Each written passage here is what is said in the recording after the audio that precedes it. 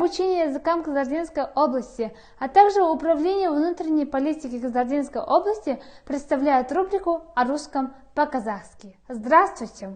Я Тлеу Назгуль, преподаватель русского языка. Целями этой рубрики являются улучшение навыков разговорного русского языка, изучение грамматики русского языка, а также ее применение и знание лексики русского языка для повседневного общения.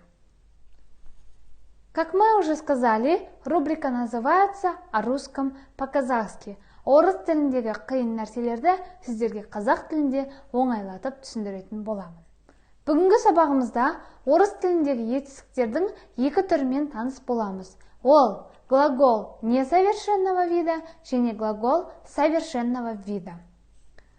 Мәселен, орыс тілінде писать және написать деген екі етістік бар.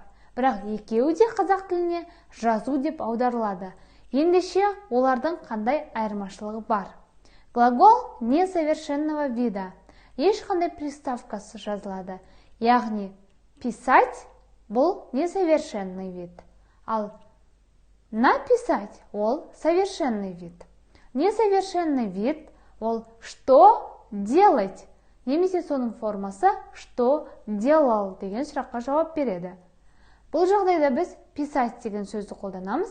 Я писал сочинение. Мен шығарма жаздым.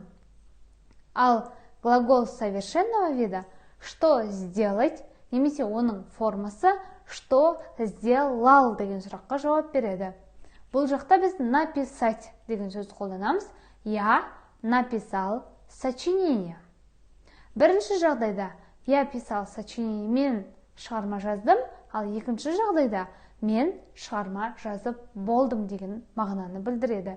Дәл сол сияқты читать және прочитать екеуі де оқу болып аударылады.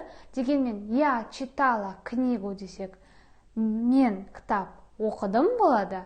Ал я прочитала книгу болса, мен кітапты оқып бітірдім деген мағынаны білдіреді.